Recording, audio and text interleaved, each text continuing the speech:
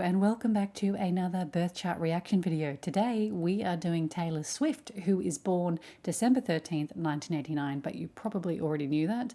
Unfortunately, as you can see here, we do not have an accurate or a highly accurate birth time for Taylor Swift, which frankly kills my soul because I would love to know.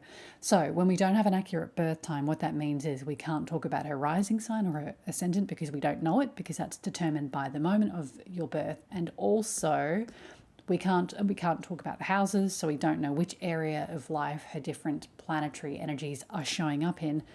But we also can't talk about the moon because her moon is in the very early degrees of Cancer, and the moon in astrology moves about 13 degrees a day. So potentially, if she were born earlier, she could actually end up with the moon in Gemini, but there's no way for us to know that without having an accurate birth time. So we'll do what we can. We still have plenty of information to talk about even without a time of birth. But yeah, it's just something to keep in mind when you are looking at charts, to pay attention to how accurate the birth data is. So let's begin. So Taylor Swift is a Sagittarius sun, and that frankly makes a lot of sense to me because the archetypes of Sagittarius are that of the truth teller, the loudmouth, the ethicist, the moralist or the moralizer, and they tend to be, because they're a fire sign energy, sometimes Sagittarius can shoot off at the hip. They can speak before they think a little bit, and they have a tendency to sometimes put their foot in their mouth. But I would not say that she comes across as a careless speaker at all. In fact, I would think she's someone who is very well considered in the way she comes across, particularly publicly. I obviously have no idea what she's like behind closed doors. Well, I think I do because I love her, but and I'm sure she's great. Just as great behind closed doors as she is in front of them. But when you have a sun in Sagittarius, this is a sign that seeks to be a teacher and an advocate and to be a bit of an explorer as well. It's ruled by the planet Jupiter, and Jupiter in astrology represents our urge to transcend the self and to find a bigger meaning and to belong to an identity or a concept or something that is bigger or outside of ourselves. And so Sagittarius energy is expansive. It's fiery, so it's creative, it's an analytical energy, very interested in big ideas and philosophy.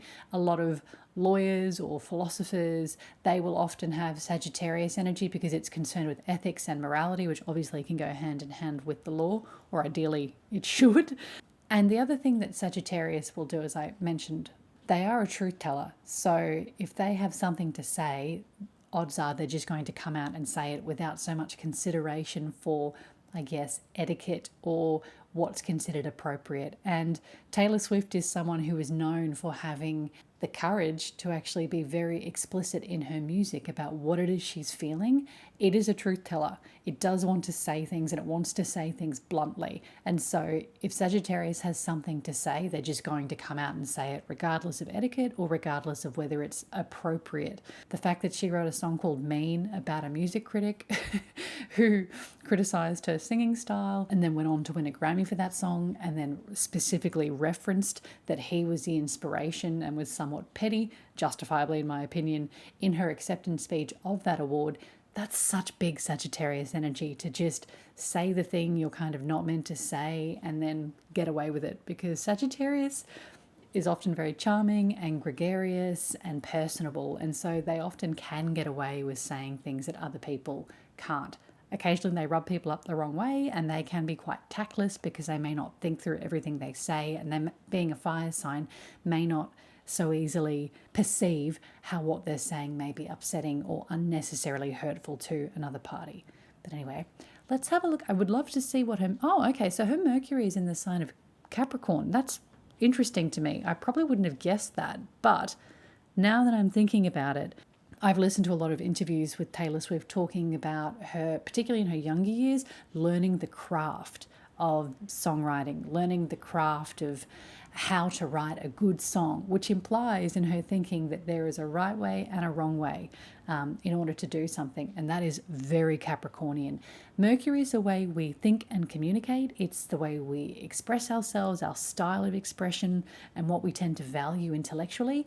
And Capricorn energy is very traditional. It likes the tried and true. It wants to be the best in terms of what has already been established as the way to do things. So whilst it is a forward-looking kind of entrepreneurial or self-sovereign energy, it's not necessarily an experimenter in the way that, say, Pisces might try something completely off the wall in terms of structure or form. Capricorn tends to be far more tried and true. And so when I think about her dedicating herself, another very Capricornian word, to the process of learning what it is to write a good song in terms of song structure, and she has been accused of being formulaic. I think she's actually quite classic, but these are very Capricornian terms when it comes to Mercury in Capricorn. So it makes sense to me, actually, now that I've had a second to think about it, that she has a Mercury in Capricorn. However, I think she's definitely transcended this Mercury in Capricorn. She's mastered what she needed to know. Mastery is another Capricornian word. And now she's pushing the form of songwriting and albums significantly. She's introduced experimental elements like storytelling, although arguably you could say that that comes from her traditional roots in country music. But yeah, I think she is a good example of someone with a Mercury in Capricorn.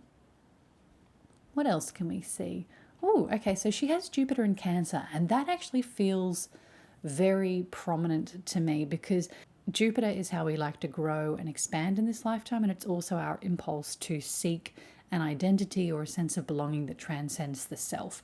And so when you put those two things together in the sign of Cancer, this is someone who wants to transcend the self and expand through connecting to family and emotion and nurturance and support. And if you look at the way that she approached her fan relationship, her fan base, particularly when she was younger, it was a really personable, emotional connection between her and her fans. She really wanted to support them and nurture them as you would a family member. And she was known for giving gifts and for going out of her way to do really supportive, nurturing things for her fans. And I think she's somewhat reflected on that differently now. You know, her covert narcissism, described as altruism, I think is a lyric that perhaps refers to this energy of her having a Jupiter in Cancer, but actually it's probably a really authentic part of who she is. She's a very emotional person, and I think she's a very caring person. But we do have to keep in mind that Cancer energy is also an energy that can hold a grudge, as is Scorpio energy, and she has a lot of planets in both, and Chiron is where we are wounded. And so this is a very sensitive person who might experience a sense of betrayal in seeking to be in relationship with other people, because Cancer is ultimately an energy that is about relationships, but it's also an energy that is very much about security through belonging. And so she might have experienced a lot of difficulty in her ability to feel like she belongs. But that's something she's chosen to explore in this lifetime, and I'm very confident that a woman as intelligent as her, particularly with all the resourcefulness of her placements in the sign of Capricorn, which is opposite her Cancer energy, will help her in that journey toward, I guess, belonging to the self first, and then being able to find the right people for her to belong with. But let's talk about her her Mars in Scorpio, because I think she is the quintessential Mars in Scorpio. So Mars is our aggression, it's the way we assert ourselves, it's our willpower, it's what motivates us in this lifetime. And her Mars sign is in the sign of Scorpio. And Scorpio is not here to fuck around. Like Scorpio, when it has a desire, it wants it. I would say it's probably the most passionate placement for your Mars sign. Mars is very happy in the sign of Scorpio, absolutely. And so these are people that their goals and desires almost arise organically out of their passionate nature, and then they will not rest until they get what it is that they desire and they need. The fact that she wrote a song called Mastermind about positioning herself to attract her partner is the most Mars and Scorpio thing ever. But what I will say about Mars and Scorpio, particularly with a Sagittarius sun and a Jupiter in Cancer, is this might be a sign that's not super great at being self-aware emotionally, and therefore may not be able to take a lot of responsibility for the emotional self-sabotage that they may engage in. Scorpio energy can be quite paranoid. It's a very sensitive energy and it fears being hurt and betrayed. And she also has her Chiron in Cancer, which, as I mentioned, it can often be a wounding with betrayal in relationships or to your sense of belonging or your safety through a perceived lack of ability to belong. And then when you put this with a Sagittarius energy, which is impulsive fire energy, I can see that this might be a person who can sometimes do things without thinking that actually create unintended consequences. And it often arises from an emotional, impulsive, perhaps insecure place. And I think that that is a theme that has come through in her work. She often speaks out a lot. Not that that's a bad thing at all. I actually really admire it. But when you enter the fray, sometimes you're going to get nicked and kicked. And I think sometimes she's a little stunned at the reaction that she can get from being so forthright. So this could be someone that just maybe had to grow into themselves a little bit in terms of emotional self-sovereignty and emotional accountability. So that is a very quick fire look through the birth chart of Taylor Swift. Thank you very much for your time. I apologize if there's been a whole bunch of noise in the background. There is currently a cyclone due to hit my city in like the next, I don't know, it keeps changing, 8 hours. So if there was banging and wind, that's what you were hearing. Anyway, I will speak to you next time. Thanks for watching.